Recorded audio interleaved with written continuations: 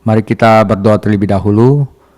Tuhan Yesus, terima kasih karena darah-Mu kami dapat diselamatkan. Kami semua adalah orang pendosa. Tuhan Yesus, hari ini Engkau mengajarkan bahwa Engkau memulihkan keluarga yang paling hancur sekalipun di dalam kisah Yuda dan Tamar.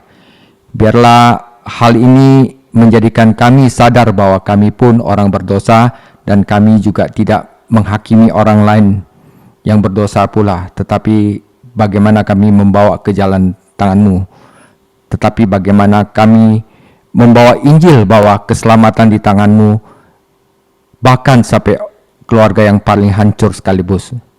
Jadi Engkau membawakan kami pengharapan yang begitu besar. Tuhan Yesus, terima kasih, biarlah buka hati kami masing-masing agar kami dapat mengerti firman hari ini. Terima kasih Tuhan Yesus, dalam nama-Mu kami berdoa. Amin. Saudara, setelah Yusuf dibuang ke Mesir, kita akan skip dulu dengan Yuda dan Tamar ya. Oke. Ini adalah habis Yuda dan Tamar, kita dua lagi kita akan selesaikan kitab Kejadian. Kita akan masuk ke dalam kitab Keluaran. Nah, di sini seru saudara, bagaimana Tuhan mau bersama-sama dengan manusia. Ya, jadi orang Israel yang ada di Mesir dikeluarkan dari Mesir. Oke, mereka tetap membangkang Tuhan di Gunung Sinai. Tuhan memberikan hukum dan perjanjian, tetapi mereka membuat lembu emas. Akhirnya Tuhan membuat kemah suci di mana Tuhan bersemayam di sana. Diakhiri dengan Musa udah menyelesaikan kemah suci, tetapi Musa tidak bisa masuk ke dalam kemah suci. Kenapa? Harus ada korban bakaran yang akan dijelaskan di kitab Imamat. Jadi ini sebenarnya satu paket ya, kitab Keluaran dan kitab Imamat. Sampai di Sinai di sini, sampai Tuhan memerintahkan untuk membangun kemah suci agar dia bisa hadir di tengah-tengah manusia. Tetapi harus ada pengorbanan ya, imam, hukum akan ketahiran, dan bagaimana untuk hidup kudus menjadi umatnya Tuhan. Jadi ini satu paket. Setelah itu baru nanti bilangan, mereka muter-muter di sini. Udah bilangan, akhirnya di Edom, Musa yang telah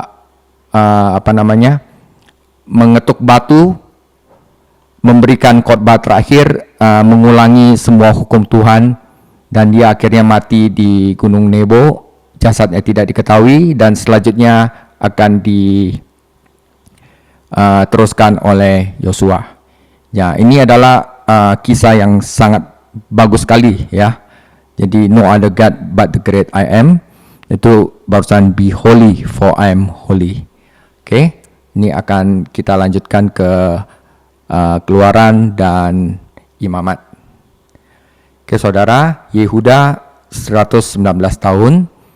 Nah saudara, kita akan mulai. Saudara, dalam keluarga ideal, seorang pria dan wanita menikah, saling mencintai, tetap setia satu sama lain, menikah seumur hidup. Bersama-sama mereka memiliki anak dan terlibat secara mendalam dalam kehidupan anak-anak mereka. Anak-anak tumbuh dalam rumah yang aman dan stabil, dicintai, dididik oleh orang tua, bahkan kakek nenek. Namun saudara, tidak semua keluarga seperti itu. Tidak semua keluarga ideal. Tidak semua anak tumbuh dalam rumah yang kokoh. Bahkan bagi sebagian orang, tidak mudah untuk mengetahui secara pasti apa itu keluarga. Dan banyak saudara ya, ikatan keluarga jelas kuat bagi sebagian orang, tapi bagi yang lain, seluruh masalah keluarga dapat bercampur aduk dan membingungkan. Baik ibu, ayah, anak-anak, sebagian berada dalam keluarga campuran, sebagian terpisah dari ibu kandung mereka dan tinggal dengan seorang ayah atau ayah dengan ibu tiri. Yang lainnya berada di panti asuhan karena ibu mereka tidak dapat atau tidak mau merawat mereka. Selain itu, banyak ibu tunggal mencoba membesarkan anak-anak mereka sendirian. Dan beberapa kasus, hal ini terjadi karena hubungan yang rusak. Dan dalam kasus lain, para ibu hamil dalam hubungan pacaran dan anak dilahirkan bahkan tidak tahu siapa ayah mereka. Ya saudara, oke. Menaikkan 今天介绍我们家庭中的这些故事和问题。在理想的家庭中，男人和女人结婚，彼此相爱，彼此忠诚，并维持婚姻的生活。他们一起养育孩子，并深深参与到孩子的生活。孩子们在安全稳定的家庭中成长，受到父母和祖父母的关爱和养育。然而，并不是所有的家庭都是理想的，并非所有孩子都生长在强大的家庭中。事实上，对于一些人来说，了解家庭到底是什么并不容易。对于某些人来说，家庭关系清晰而牢固，但对于其他人来说，整个家庭关系可能会混乱而令人困惑。对于妈妈、爸爸和孩子来说都是如此。有些是困惑家庭，有的孩子与生母分离，只与父亲生活，或与父亲和继母一起生活。其他人则被送到孤儿院，因为他们的母亲没有能力和不愿意照顾他们。此外，还有许多单身母亲试图独自抚养孩子。在某些情况下，这种情况是因为关系破裂而发生的，而在其他情况下，母亲在恋爱关系中怀孕，而父亲从未对孩子承担责任。Saudara, tetapi apakah Tuhan Yesus hanya untuk keluarga yang baik? Apa yang Tuhan katakan tentang semua ini? Apa pesan Tuhan ketika hubungan bercampur aduk dan keluarga gagal? Satu hal yang Tuhan lakukan adalah menjelaskan dengan jelas seperti apa seharusnya keluarga. Ketika keadaan menjadi kacau dan masyarakat mencoba berpura-pura bahwa setiap pengaturan sama baiknya dengan yang lain, Tuhan berkata dalam Alkitab bahwa keintiman seksual dan pengasuhan anak termasuk dalam konteks pernikahan seumur hidup antara satu pria dan satu wanita. Itu adalah kehendak Tuhan bagi keluarga. Itu adalah lingkungan terbaik bagi anak-anak dan tidak ada jalan keluarnya. Alkitab dengan jelas mengajarkan dan pengalaman menegaskannya. Tidak ada setting yang lebih baik daripada keluarga yang solid, stabil, dan memiliki dua orang tua. Namun, saudara, apakah itu berarti tidak ada tempat bagi yang kurang beruntung, yang kurang baik di dalam rencana Tuhan? Saudara, kadang-kadang saya khawatir itulah perasaan yang didapatkan sebagian dari kita, dari para pengkhotbah-pengkhotbah, saudara. Wah, keluarga harus begini, idealnya begini. Kita memuji nilai-nilai keluarga dan meratapi kekacauan yang dialami banyak orang.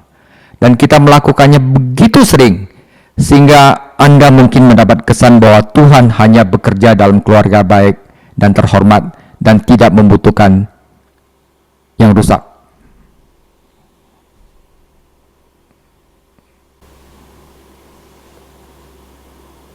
我们来看，上帝只兼顾幸福的家庭吗？上帝对于这一切怎么说？当人际关系混乱、家庭破碎时，上帝会传达什么信息呢？上帝所做的一件事就是明确表明家庭应该是什么样的。当事情变得混乱，并且试图假装每一种安排都一样好时，上帝在圣经中说，性亲密和养育子女属于一男一女之间终身婚姻的背景，只是上帝对家庭的旨意。这对孩子们来说是最好的环境，没有办法改变。圣经清楚地教导了这一点，经验也证实了这一点。没有什么比一个稳固、稳定的双亲家庭更好的安排了。只是否意味着在上帝的计划中没有你的一席之地？我担心我们一些传教士可能会有这样的感觉。我们赞扬家庭价值观，哀叹许多人生活的混乱。我们经常这样做，以至于你可能会产生这样的印象：上帝只在美好的、受人尊敬的家庭中工作，不需要任何其他的东西吗？ Saudara, jika Anda merasa keluarga kita kurang baik, ini adalah pesan untuk keluarga yang hancur, saudara. Ya. Namun, seperti yang Pekodol bilang, harus nilai-nilai keluarga kayak gitu. Itu bukan yang dia katakan Alkitab. Saudara, di dalam Alkitab Tuhan memperlihatkan kepada kita keluarga-keluarga yang gagal dan sangat kacau. Tuhan tidak membesar-besarkan kisah-kisah ini dan ingin kita meniru dosa-dosa ini. Tetapi dia memperlihatkan bahwa bahkan di tengah kekacauan, dia dapat melaksanakan rencana-rencananya dan menerapkan kasih karunia-Nya kepada orang-orang yang kehidupan dan keluarganya berantakan seperti apapun yang mungkin kita alami saat ini. Seorang pernah menggambarkan seorang pendeta sebagai pria yang baik memberitahu orang-orang baik bagaimana menjadi lebih baik. Saudara, khotbah itu bukanlah kabar baik tentang Yesus Kristus. Khotbah itu tidak memberi Anda banyak harapan jika Anda bukan orang baik dan orang terhormat. Namun, Yesus datang dengan pesan yang berbeda. Alkitab menyatakan kasih karunia yang luar biasa dan menunjukkan kepada kita beberapa orang yang kacau yang masih memiliki tempat dalam rencana Tuhan. Di saat banyak dari kita terpengaruh oleh kegagalan keluarga, saudara, kita mungkin depresi, merasa tidak layak, merasa kotor, saudara, kita membutuhkan Injil bagi orang-orang yang tidak memiliki segalanya, yaitu pesan bagi keluarga yang gagal. 来看给破碎家庭的信息，但圣经却不是这么说的。在圣经中，上帝向我们展示了失败和彻底混乱的家庭。上帝并没有夸大这些他吗？也没有希望我们效仿这些罪恶，但他表明，即使在混乱之中，他也可以执行他的计划，并将他的恩典应用于生活和家庭，与我们今天一样混乱的人们。有人曾经形容牧师是一个告诉好人如何变得更好的好人。这样的传道并不是一种有关耶稣基督的好消息。如果你不是一个善良正直的人，那么哪篇布道不会给你带来太多希望。然而，耶稣带来了不同的信息，圣经揭示了奇妙的恩典，并向我们展示了一些非常混乱的人仍然在上帝的计划中占有一席之地。当我们中的许多人受到其他家庭失败的影响时，我们需要为哪些一无所有的人提供福音，为失败的家庭提供希望的信息。阿们。 Amin. Saudara, mari kita lihat kisah dari Kejadian 38 yang khusus membahas Yehuda dan Tamar. Mari kita lihat salah satu situasi keluarga yang terburuk di dalam seluruh Alkitab. Itu bukan gambaran yang indah. Beberapa orang bertanya-tanya mengapa kisah ini ada di dalam Alkitab. Mereka mengatakan ini adalah salah satu bab Alkitab yang tidak boleh dikhotbahkan oleh siapapun karena terlalu menjijikkan. Sekarang saya setuju bahwa itu adalah kisah yang menjijikkan. Tetapi Tuhan punya alasan untuk memasukkannya ke dalam Alkitab. Kejadian 38 menceritakan kisah Tamar dan Yehuda. Yehuda adalah salah satu dari 12 putra Yakub. Yakub juga disebut Israel, dan dia dan putra-putranya adalah nenek moyang orang Israel. Yehuda menikahi seorang wanita kafir dan memiliki 3 putra darinya. Putra tertua Yehuda, tubuh dewasa, menikahi seorang wanita bernama Tamar. Tetapi begitu jahat sehingga Tuhan menghukum mati dia. Ada kebiasaan pada waktu itu, jika seorang pria meninggal dan tidak meninggalkan anak, maka saudara laki-lakinya harus mengambil janda itu dan menjadi ayah bagi janda itu atas nama saudara laki-lakinya. Sehingga garis keturunan saudara laki-lakinya dapat berlanjut dan namanya tidak akan punah. 我们来看创世纪38章的他玛，让我们来看看整本圣经中最糟糕的家庭状况之一。这可不是一幅美丽的图画。有些人想知道它为什么会出现在圣经里，他们说这是圣经中不应该先讲的一章，因为它太令人厌恶了。现在我同意只是一个可怕的他玛，但是上帝将它写入圣经是有理由的。创世纪38章讲述了他玛和犹大的他玛。犹大是雅各12个儿子之一，雅各又叫以色列，他和他的儿子们是以色列人的祖先。犹大娶了一位异教女子，就是外邦女子，并以他生了3个儿子。犹大的长子是长大后娶了一个名叫他玛的女子为妻，但太过邪恶，所以上帝就判处他死刑。当时有一种风俗，如果一个人死了没有留下孩子，他的兄弟应该娶这个寡妇，以他兄弟的名义生他，这样他兄弟的血脉就可以延续下去，他的名字就不会消失。 Onan, putra kedua Yehuda. Jadi putra kedua Yehuda Onan tidur dengan Tamar. Ia sama sekali tidak keberatan dengan bagian dari kesepakatan itu. Onan senang tidur dengan Tamar, tetapi ia tidak ingin Tamar hamil. Jika Tamar punya anak-anak itu akan dihitung sebagai anak-anak saudara laki-laki Onan yang sudah meninggal. Mereka akan mewarisi harta milik saudara laki-lakinya yang sudah meninggal, yang jika tidak menjadi milik Onan sendiri dan keluarganya sendiri. Onan tahu bahwa anak itu tidak akan menjadi miliknya. Jadi setiap kali ia tidur dengan istri saudaranya, ia menumpahkan maninya ke tanah agar tidak menghasilkan keturunan bagi saudaranya itu. Apa yang dilakukannya adalah jahat di mata Tuhan, jadi Tuhan membunuhnya juga. Kejadian 38 ayat 9. Tetapi Onan tahu bahwa bukan ia yang mempunyai keturunan nanti. Sebab itu setiap kali ia menghampiri istri kakaknya itu, ia membiarkan maninya terbuang supaya ia jangan memberi keturunan kepada kakaknya. Tetapi yang dilakukan itu adalah jahat di mata Tuhan, maka Tuhan membunuh dia juga. 我们来看犹大的第2个儿子是俄南，于是犹大的次子俄南就与他玛同庆，他根本不介意交易的这一部分。俄南很高兴与他玛同庆，但他不想让她怀孕。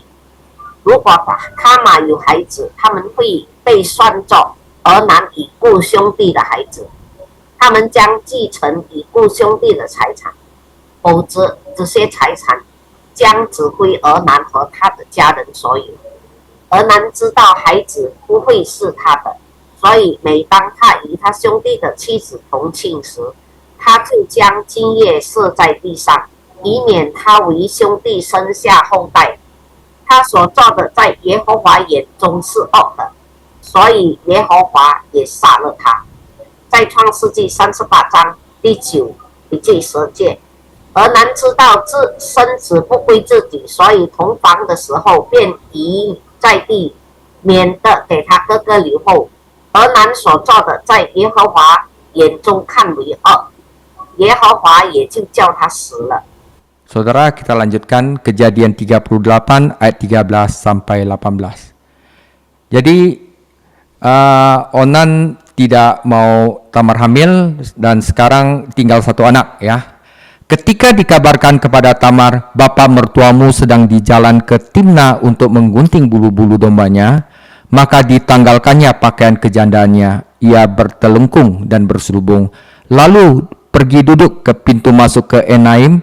yang di jalan ke Timna, karena dilihatnya bahwa Shelah, anak terakhirnya dari Yehuda ya, telah menjadi besar dan dia tidak diberikan juga kepada Shelah untuk menjadi istrinya.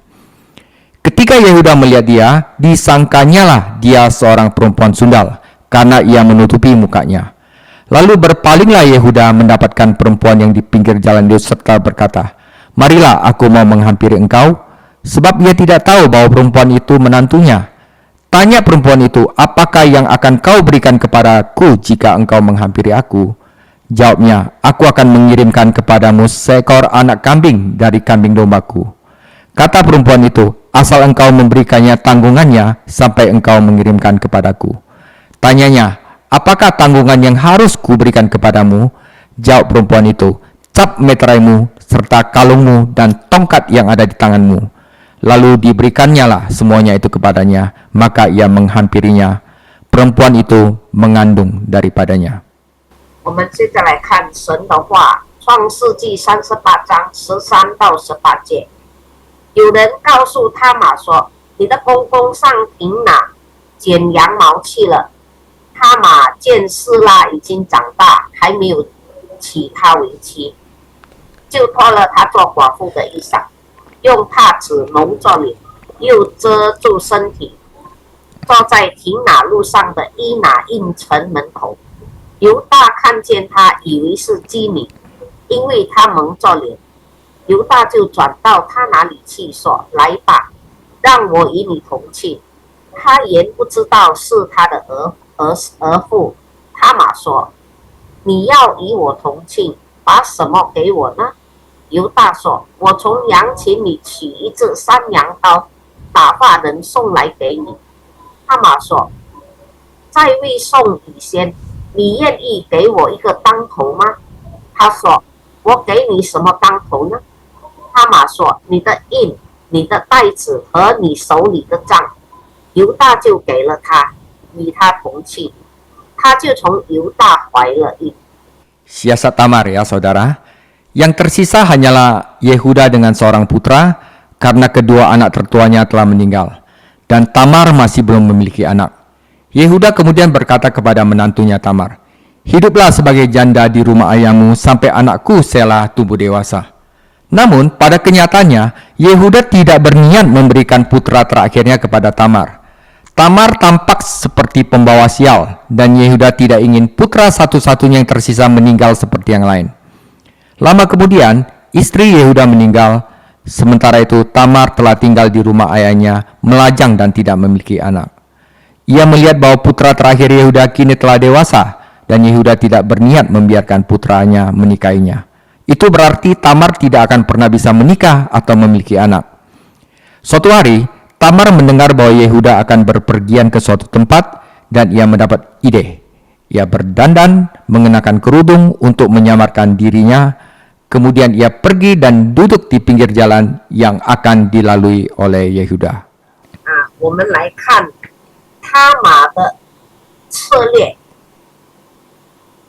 只剩下犹大和一个儿子，因为他的两个大儿子已经死了，而他玛仍然没有孩子。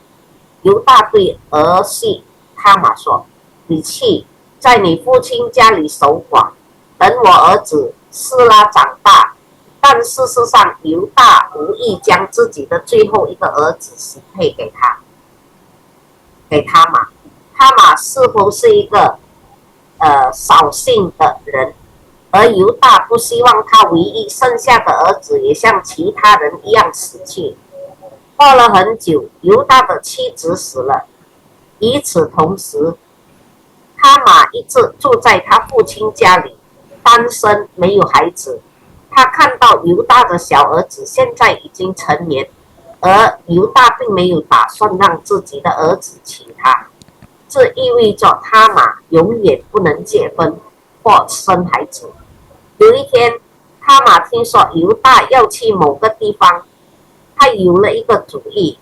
他盛装打扮，戴上面纱来伪装自己。于是，他来到犹大所去的路旁坐下。 Tamar hamil sama mertuanya, incest berarti ya saudara. Ketika Yehuda melihatnya, Ia mengira Tamar adalah seorang pelacur, karena ia telah menutupi wajahnya. Karena tidak tahu bahwa Tamar adalah menantunya, ia menghampirinya di pinggir jalan dan berkata, "Mari, biarlah aku tidur denganmu. Dan apa yang akan kau berikan kepadaku untuk tidur denganmu?" Tanya Tamar. "Aku akan mengirimkan seekor kambing muda dari kawanan ternakku," katanya. Tentu saja Yehuda tidak memiliki seekor kambing pun di saku belakangnya. Jadi Tamar meminta sesuatu dari Tamar yang dapat disimpannya sebagai jaminan bahwa ia akan membayarnya nanti. Tamar meminta stempel rumah tangga Yehuda dan tongkat yang dibawanya. Maka Tamar memberikan kepadanya dan tidur dengannya, dan Tamar pun hamil.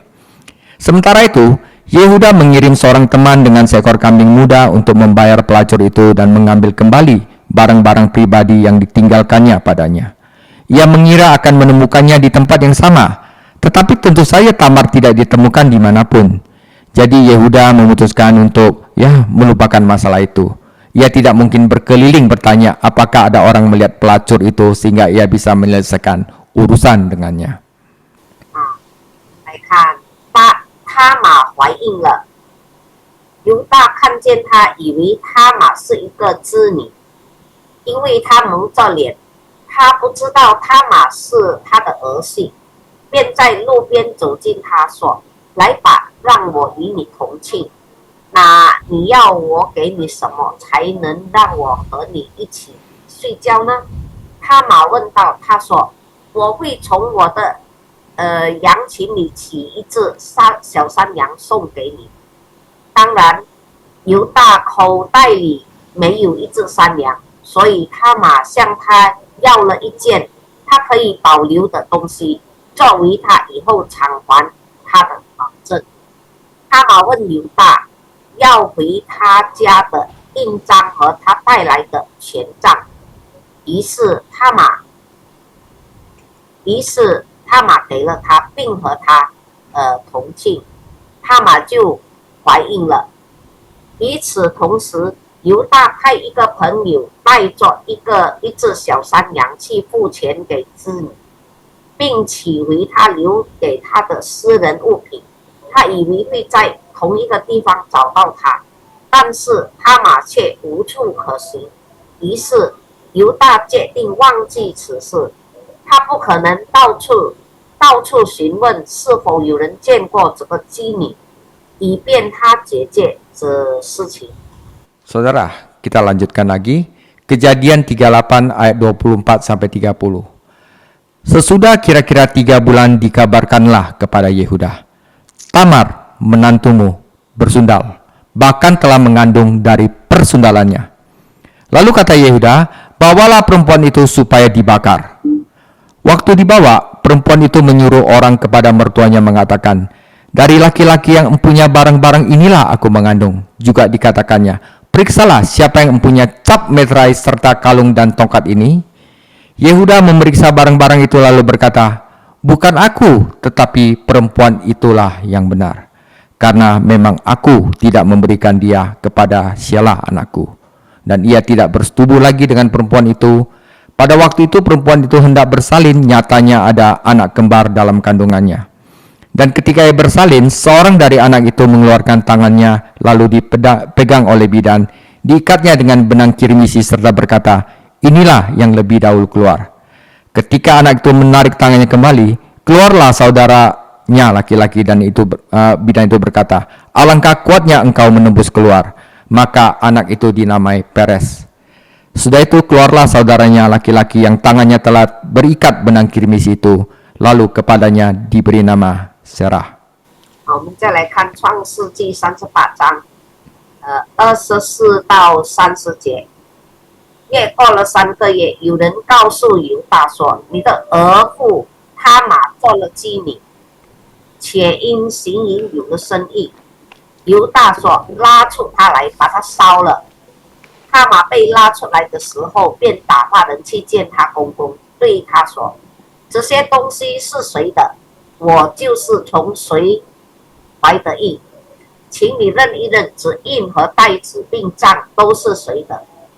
犹大承认说：“他比我更有义，因为我没有将他给我的儿子示拉。”从此犹大不再与他同寝了。他马将要生产，不料他腹里的是一对双生。到生产的时候，一个孩子伸出一只手来，收生婆拿红线拴在他手上，说：“这是头生的。”随后这孩子把手收回去。他哥哥生出来了，收生婆说：“你为什么抢过来呢？”因此给他起名叫法勒斯。后来他兄弟拿手上有红线的也生出来，就给他起名叫谢拉。 Oke, saudara. Satu kata yang membuat Yehuda mencapai titik balik, dia mengaku, saudara, dia lebih benar dari aku, ya. Biarlah dia menyimpan apa yang dimilikinya, katanya, atau kita menjadi bahan tertawaan, ya. Setelah 3 bulan, Yehuda diberitahu menantu perempuanmu Tamar bersalah karena pelacuran, dan akibatnya ia sekarang hamil. Yehuda berkata, bawalah dia keluar dan bakar dia sampai mati. Saudara, Yehuda berbicara tentang standar ganda. Yehuda sendiri pernah tidur dengan seorang pelacur, tetapi ketika Tamar dituduh untuk melakukan pelacuran, ia menyatakan bahwa Tamar pantas mati. Saat itulah Tamar memainkan kartu trufnya. Saat ia dibawa keluar untuk dieksekusi, ia mengirimkan pesan kepada ayah mertuanya. "Aku hamil oleh pria yang memiliki ini," katanya. Dan ia menambahkan, "Cobalah kau kenali siapa pemilik meterai dan tongkat ini."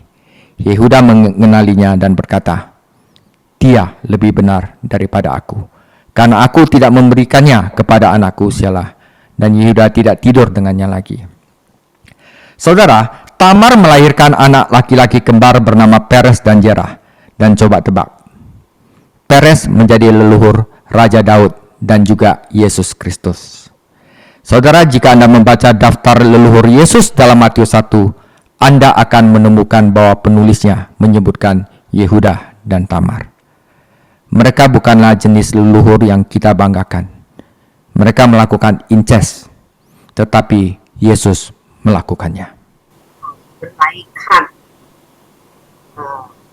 这个是犹大说，他比我更有义，让他保留他所拥有的。他说，否则我们会成为笑柄。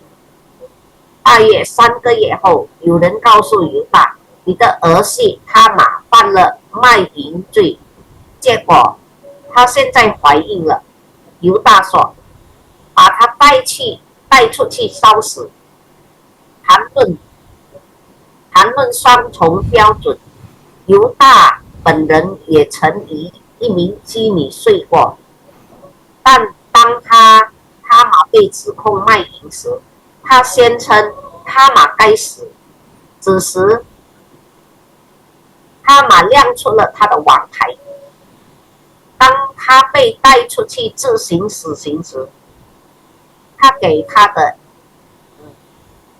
岳父带了一条消息：我和一个患有这种病的男人怀孕了。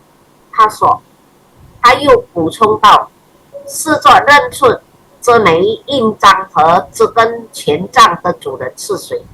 犹大认出他，就说他比我更有义，我不会把他嫁给我的儿子示拉。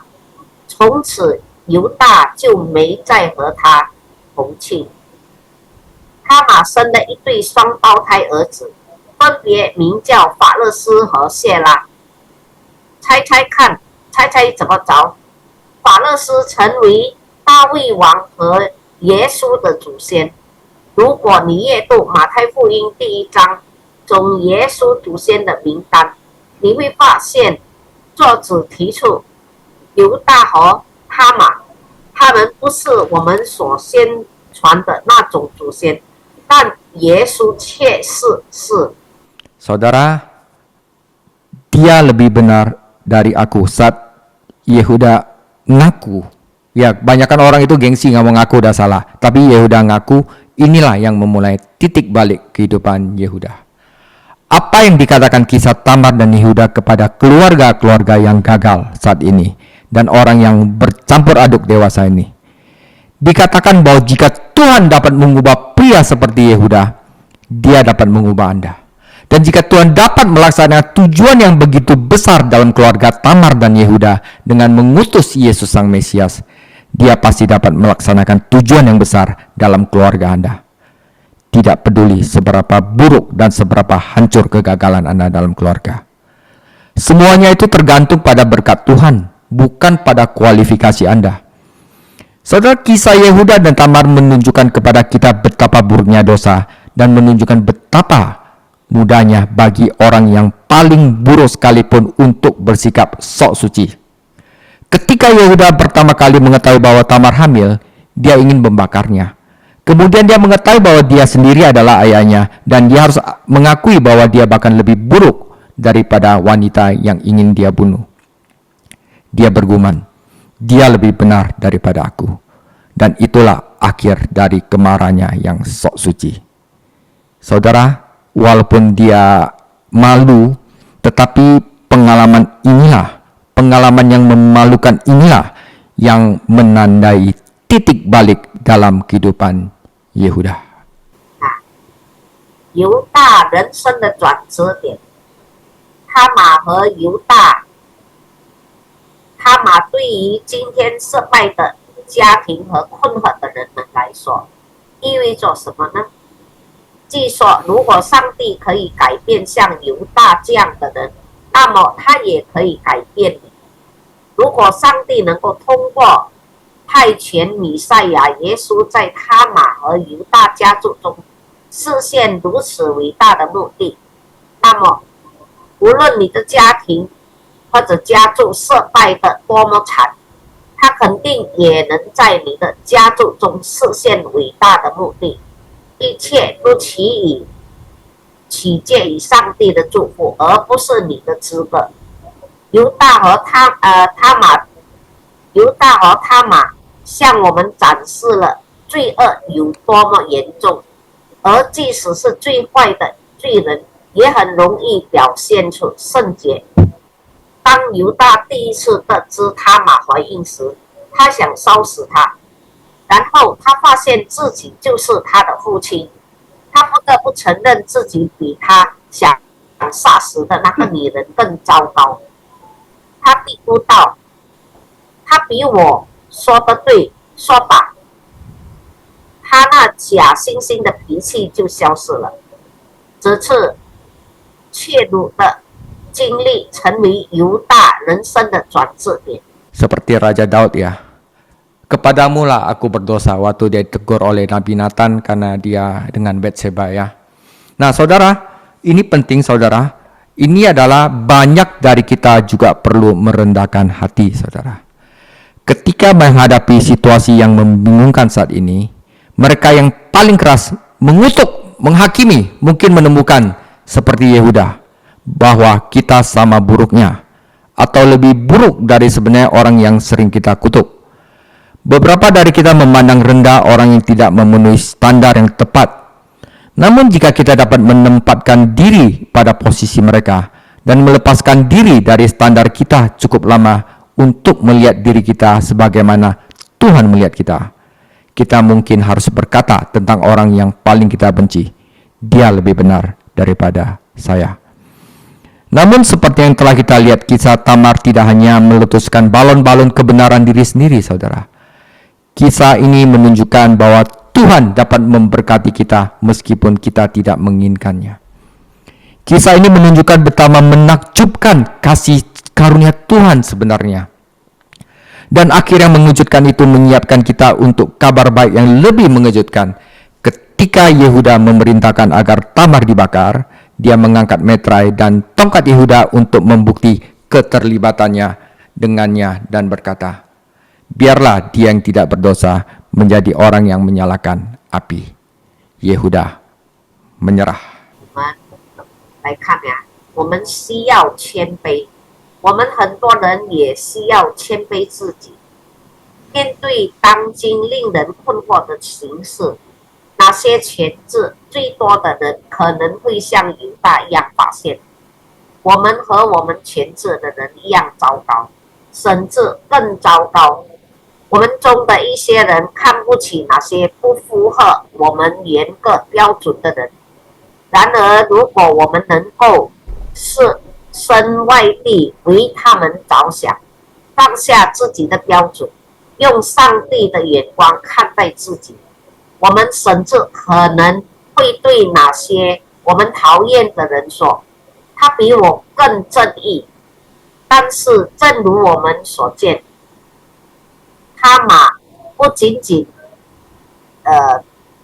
错过了我们自以为是的幻想，这个他玛还表明，即使我们不愿意，上帝也会保佑我们。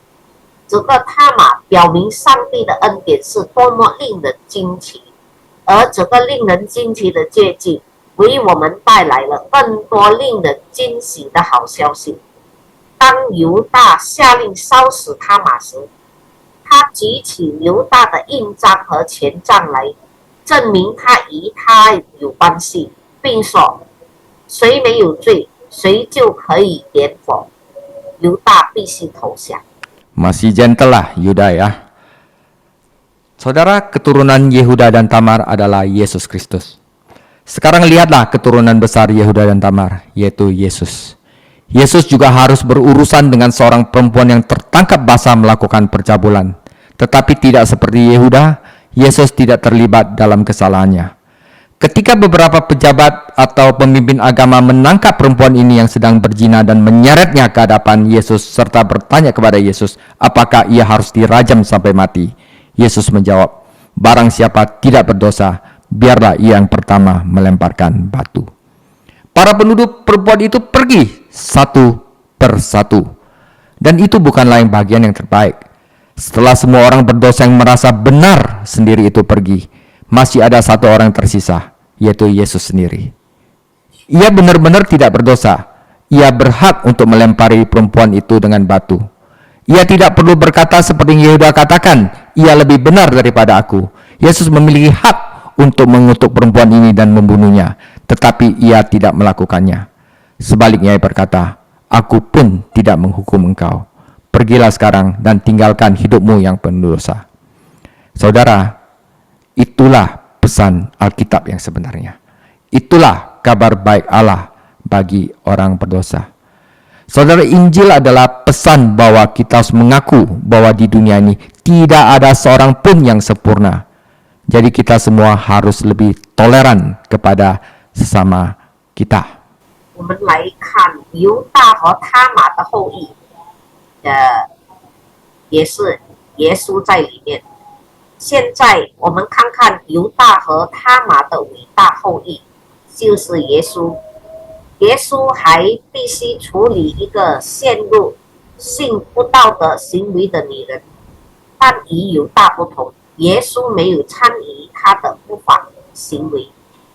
当一些官员抓住这个通奸的女人，并把她推到耶稣面前，并问耶稣是否应该用舌头将她打死的时候，耶稣回答说：“谁是没有罪的，谁就可以先扔石头。”指控该女子的人一个接一个的离开了。这还不是最好的部分。当所有自以为是的罪人都离去之后，还剩下一个人，就是耶稣本人。他确实是无辜的，他有权向该女子认石头，但他不需要像犹大那样说，他比我更有公义。耶稣有权咒诅这个女人并杀死她，但他没有。相反的，他说：“我也不定你的罪，去吧，离开你的罪恶生活吧。”我们可以看约翰福音第8章1到11节的记载，这是上帝为罪人带来的好消息。福音并不只是传达人无完人的信息，所以我们都应该更加宽容。 Saudara, Injil adalah kabar baik. Injil bukan sekedar daftar moral baik yang dapat kita ikuti jika kita berusaha sedikit lebih keras atau serangkaian kisah orang-orang baik yang kita harus tiru. Injil adalah pesan bahwa Allah yang kudus, yang memiliki hak penuh untuk menghakimi kita, telah memutuskan untuk mengesampingkan masa lalu kita dan memberi kita awal yang baru melalui Yesus Kristus. Injil adalah suara Yesus yang berkata kepada orang-orang berdosa, "Aku pun tidak menghukummu.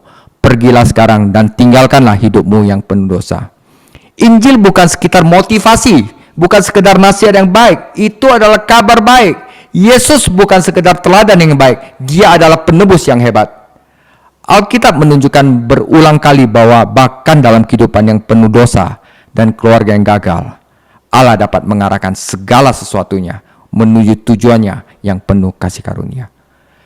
Saudara, jika Anda telah memiliki keluarga yang kudus, yang sehat, saya senang untuk Anda. Keluarga yang stabil dan penuh kasih adalah anugerah yang luar biasa dari Allah, dan Anda dapat sangat bersyukur. Namun, jika Anda berada dalam keluarganya yang gagal total, Tuhan Yesus juga mengumumkan kabar baik yang perlu Anda dengar dan perlu Anda percayai. 我们看福音是个好消息，福音不仅仅是一份我们只要稍加努力就能遵循的良好道德清单，也不是一系列我们应该效仿的好人的他们。福音传达的信息是，神圣的上帝有权并判我们，他决定抛弃我们的过去，并通过耶稣基督给予我们一个新的开始。福音是耶稣对罪人说的话：“我也不定你的罪，现在去吧，离开你罪恶的生活。”福音不仅仅是好的建议，这真是个好消息。耶稣不只是一个很好的榜样，他是伟大的救赎主。圣经一再表明，即使在充满罪恶的生活和失败的家庭中，上帝也能引导一切事物朝着他仁慈的目的前进。如果你拥有神圣而健康的家庭生活，我会与你感到高兴。一个稳定、充满爱的家庭是上帝施予的美好礼物，你应该对此心存感恩。然而，如果你的家庭似乎陷入了困境，上帝会宣布一个好消息，你需要聆听并相信。 Saudara, jika dosa Anda adalah pelacuran berzina, Anda belum melakukan dosa yang tidak dapat diampuni. Jika Anda berdosa pembunuhan, Anda belum berdosa melakukan dosa yang tidak dapat diampuni. Bahkan jika dosa Anda adalah mematikan semua orang, penjahat berantai, penipuan segala macam, Anda belum melakukan dosa yang tidak dapat diampuni. Anda melakukan dosa yang tidak diampuni jika Anda menolak Yesus Kristus sebagai penebus satu-satunya dan menyatakan bahwa pekerjaan Roh Kudus adalah pekerjaan iblis. Itu adalah dosa yang tidak dapat diampuni. Saudara, jika kita berdosa, kita harus tahu bahwa kita adalah keluarga hancur. Kita harus tahu bahwa Yesus tidak menghindari orang berdosa. Dia menyelamatkan mereka. Yesus bersedia bergabung dengan silsilah keluarga yang mencakup insest, yaitu Yehuda dan Tamar. Yehuda berkata, "Dia lebih benar dari aku." Pelacuran Rahab, tetapi Rahab berkata, "Allahmu telah kudengar yang maha kuasa." Daud dan Batseba, Daud berkata, "Kepadamulah aku berdosa ya Tuhan." Yesus bersedia makan bersama orang berdosa, pemungut cukai, dan pelacur.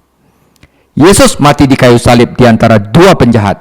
Yesus tidak meninggalkan kemuliaan surga dan menyerahkan nyawanya di kayu salib hanya agar orang baik bisa menjadi sedikit lebih baik. Dia datang untuk memberikan Anda pengampunan dari dosa, karena tidak ada satupun orang yang lepas dari dosa, dan kuasa untuk memulai yang baru, untuk menjadi manusia baru. Saudara, ini adalah pesan yang sangat penting. Tidak ada yang menghalangi Anda dari kehidupan baru kecuali ketidakpercayaan. Tidak ada yang menghalangi Anda datang kepada Yesus kecuali Anda keras kepala. Saudara, dengarkanlah Yesus berbicara tentang kasih dan harapan. Percayalah kepadanya, datanglah kepadanya. Karena Yesus berjanji, barang siapa datang kepadaku, ia tidak akan kubuang Yohanes 6 ayat 37. 我们来看这些的结束呀。耶稣并没有避开罪人，他救了他们。耶稣愿意加入一个有乱伦、卖淫、通奸和谋杀的家族。耶稣愿意与贪污犯和妓女一起吃饭。耶稣在两个强盗之间被钉死在十字架上的时候，耶稣放弃天堂的荣耀，并在十字架上献出自己的生命，并不只是为了让好人过得更好一点，他来是为了宽恕你的罪孽，并给你重新开始的力量。除了怀疑，没有什么可以阻止你开始新生活；除了固执，没有什么能阻止你接近耶稣。听耶稣谈论爱和希望，相信他，到他这里来，因为耶稣承诺说，约翰福音第6章37节，到我这里来的，我总不丢弃他。阿min。 Amin. Jadi saudara, ini adalah khotbah yang penuh pengharapan. Ya, kita malah jangan jadi orang merasa baik, saudara. Kita semua orang berdosa dan kita semua butuh Tuhan Yesus. Dan ini akan membiarkan kita tidak akan menghakimi sesama kita karena kita sama-sama pendosa. Tuhan Yesus memberkati. Kita akan lanjutkan tentang the Joseph wisdom in Egypt. Bagaimana Yusuf menggunakan hikmatnya untuk prosper di Egypt, ya. Lari dari istri Potifar, bagaimana dia juru kunci, juru itu akan akhirnya diangkat menjadi tangan kanan Firaun. Bagaimana dia mendapatkan hikmat? Permulaan hikmat adalah takut akan Tuhan. Dan Yusuf adalah orang yang takut akan Tuhan. Tuhan Yesus memberkati.